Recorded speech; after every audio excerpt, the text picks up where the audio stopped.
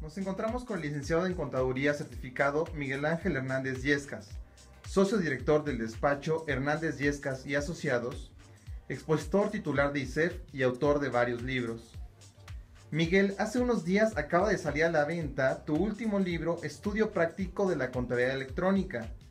Vemos que este ya incluye la quinta resolución de modificaciones a la Resolución Miscelánea Fiscal 2014, que acaba de ser publicada el pasado 16 de octubre. ¿Puedes mencionarnos puntos relevantes de ella? Con todo gusto, claro que sí. Fíjate que esta quinta modificación a la Resolución Miscelánea Fiscal es la más densa de las 5. Aquí la autoridad nos regala más de 100 páginas en materia de nuevas reglas, modificaciones, adiciones y demás a la resolución miscelánea. Me gustaría mencionarte algunas, como cuál. Primero, fíjate que nos vuelve a establecer el mecanismo para el procedimiento de entrega de la opinión, cumplimiento de obligaciones fiscales del contribuyente. El problema aquí radica en que uno como contribuyente, al momento de solicitar este cumplimiento de obligaciones, se mete a la página del SAT, solicita y nos encontramos que no se encuentra actualizada el sistema. Ha habido casos fortuitos en los cuales tú efectivamente debes una declaración, la presentas y la autoridad tarda en actualizar su sistema. U otra, aparecen ahí obligaciones que ya fueron cumplidas hace más de un mes y que la autoridad no ha actualizado su sistema. Entonces nos encontramos realmente en un estado de indefensión los contribuyentes, ya que si requerimos este documento para entrar a alguna licitación, algún procedimiento, algún concurso, pues nos encontramos en un sistema de indefensión, ya que no puedo presentar el documento. ¿Por qué? Porque la autoridad no lo actualiza. Quisiera mencionarte adicionalmente otra regla. ¿Cuál es? El de que nos vuelve a otorgar el aviso de suspensión de actividades a personas morales. Después de casi más de 3 años, nos vuelve a otorgar esta facilidad, ya que todavía el año pasado, hasta hace un par de días, la autoridad no permitía que las personas morales presentaran su aviso de modificación al RFC en materia de suspensión de actividades para las personas morales. ¿Qué hacíamos entonces? Teníamos que estar presentando en Never Forever mucho tiempo, muchos años, muchos meses, declaraciones en ceros. Por fin la autoridad escuchó las plegarias que le hacíamos los contribuyentes, personas morales, para poder meter nuestro aviso de suspensión. Y la autoridad lo otorga y dice, está bien, van a meter su aviso. Sin embargo, van a haber requisitos adicionales. ¿Cuáles unos de estos? ¿Cuáles podría mencionar? Primero, pues sí, efectivamente te pide que estés localizado, que estés al corriente en cumplimiento de obligaciones, pero asimismo te dice, una vez que presentes tu aviso de suspensión de actividades, podrás prorrogarlo una ocasión más. Ok, perfecto. Si pasando esta prórroga, estamos hablando de 4 años, tienes dos opciones. O ya cancelas el RFC de la persona moral o reactivas y reanudas actividades. Digo, aquí la autoridad dice, si tú no lo haces contribuyente, lo voy a hacer yo por ti.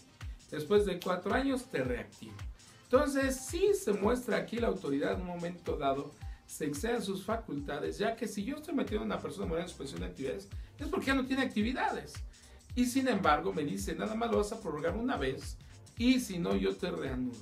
¿Qué me obliga a mi contribuyente a tener que hacer un trámite adicional respecto a meter en liquidación a la persona moral para poder de una vez ya terminar la relación de contribuyente con autoridad?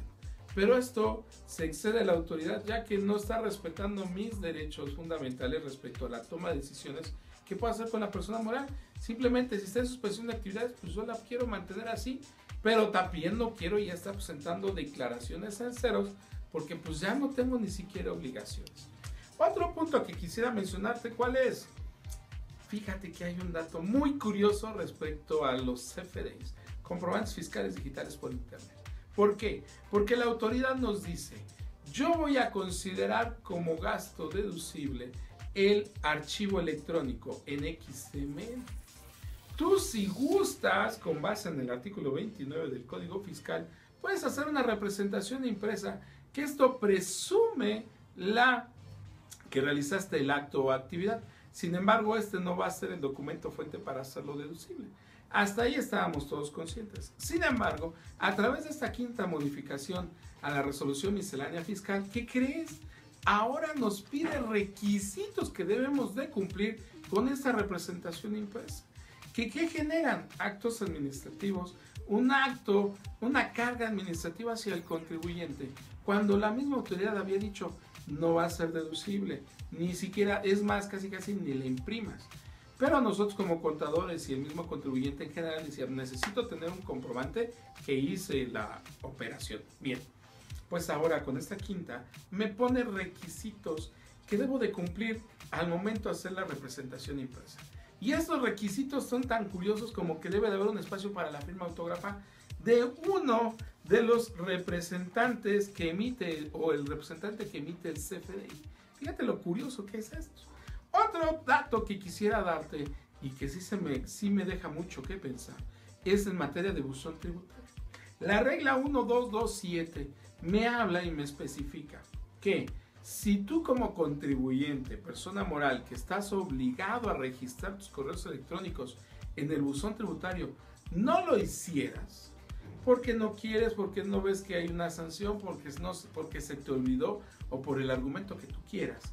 Fíjate que ahora la autoridad me establece algo muy curioso y me dice, se establecerá el supuesto para aquellos contribuyentes que no den de alta y que no se registren en el buzón tributario como la oposición a la diligencia de notificación en términos del 134 del Código Fiscal en su fracción tercera.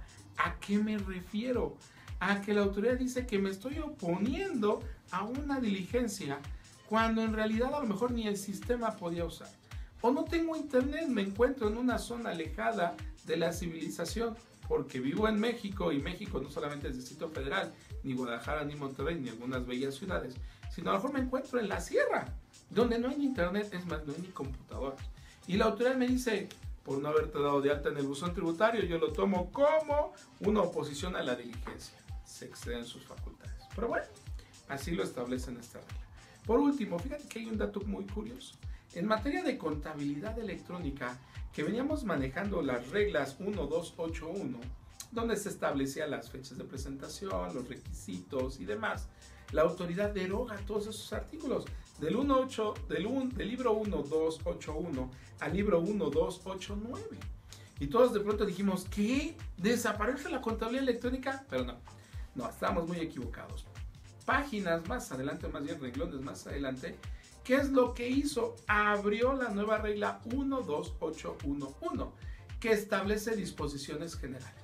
Muchos dirían, bueno, ¿cuál es el significado? ¿Por qué lo hizo? ¿Por qué me deroga una regla y luego me la amplía o le aumenta un subíndice a una nueva regla?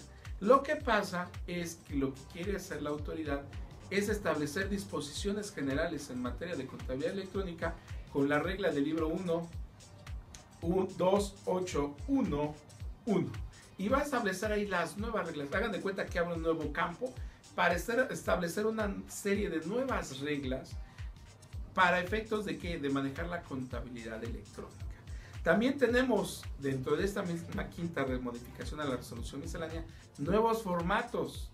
Tenemos nuevos procedimientos, por ejemplo, en materia de devolución y de compensación.